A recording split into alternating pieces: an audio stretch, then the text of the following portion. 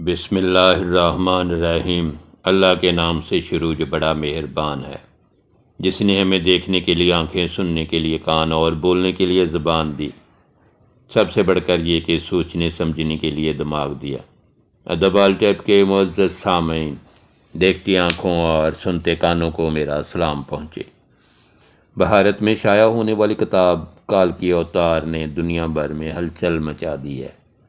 اس کتاب میں یہ بتایا گیا ہے کہ ہندوؤں کی مذہبی کتابوں میں جس کال کی اوتار کا ذکر کیا گیا ہے وہ آخری رسول محمد صلی اللہ علیہ وسلم بن عبداللہ ہی ہیں۔ اس کتاب کا مصنف اگر کوئی مسلمان ہوتا تو وہ اب تک جیل میں ہوتا اور اس کتاب پر پابندی لگ چکی ہوتی، مگر اس کے مصنف پنڈت وید پرکاش برہمن ہندو ہیں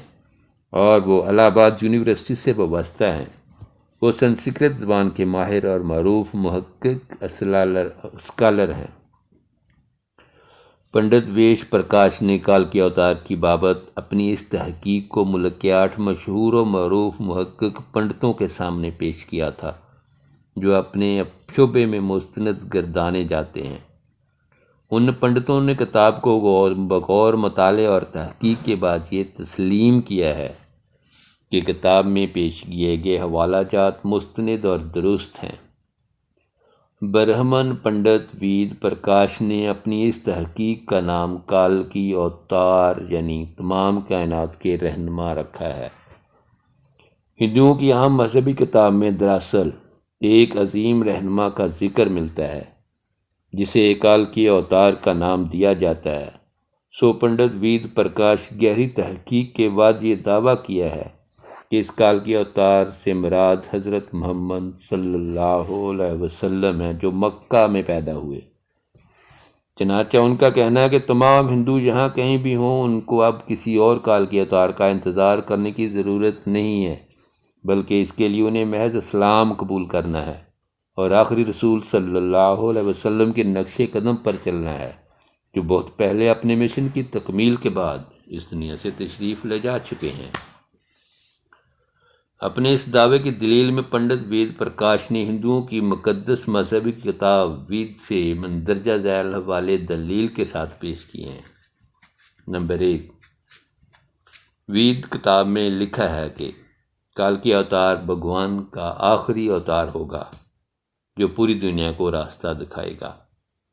ان کلمات کا حوالہ دینے کے بعد پنڈت وید پرکاش لکھتے ہیں کہ اس پیش گوئی کا اطلاق صرف حضرت محمد صلی اللہ علیہ وسلم کے معاملے میں درست ثابت ہو سکتا ہے۔ نمبر 2، ویدوں کی پیش گوئی کے مطابق کال کی اوتار ایک جزیرے میں پیدا ہوں گے اور یہ عرب علاقہ کی ہے جسے جزیرۃ العرب کہا جاتا ہے۔ نمبر 3، مقدس کتاب وید میں لکھا ہے کہ کال کے اوتار کے والد کا نام وشنو بھگت اور والدہ کا نام سمن ہوگا، جبکہ سنسکرت زبان میں وشو اللہ کے معنوں میں استعمال ہوتا ہے اور بھگت کے معنی غلام اور بندے کے ہیں، جبکہ عربی زبان میں وشنو بھگت کا مطلب اللہ کا بندہ یعنی عبداللہ ہوا، اور سنسکرت میں سومنب کا مطلب امن ہے، جو کہ عربی زبان میں آمنہ ہوگا، اور آخری رسول صلی اللہ علیہ وسلم کے والد کا نام عبداللہ اور والدہ کا نام آمنہ ہی ہے۔ نمبر 4، وید کتاب میں لکھا ہے کہ کال کی اوتار زیتون اور کھجور استعمال کرے گا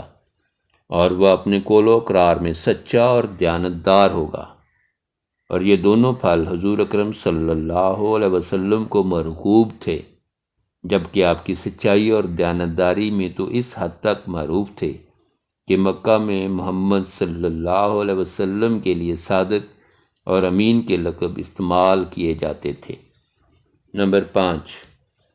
وید کے مطابق کال کے اوتار اپنی سرزمین کے معزز خاندان میں سے ہوگا، اور یہ بھی محمد صلی اللہ علیہ وسلم کے بارے میں سچ ثابت ہوتا ہے کہ آپ قریش کے معزز قبیلے میں سے تھے، جس کی پورے عرب میں عزت اور شام و عراق میں پہچان تھی۔ نمبر 6، ہماری کتاب کہتی ہے کہ بھگوان کال کے اوتار کو اپنے خصوصی قاصد کے ذریعے ایک غار میں پڑھائے گا۔ اس معاملے میں یہ بھی درست ہے کہ حضرت محمد صلی اللہ علیہ وسلم مکہ کی وہ واحد شخصیت ہیں جنہیں اللہ تعالیٰ نے غار حرا میں اپنے خاص فرشتے حضرت جبرائیل کے ذریعے تعلیم دی۔ نمبر 7، ہمارے بنیادی عقیدے کے مطابق بھگوان کال کے اوتار کو ایک تیز ترین گھوڑا عطا فرمائے گا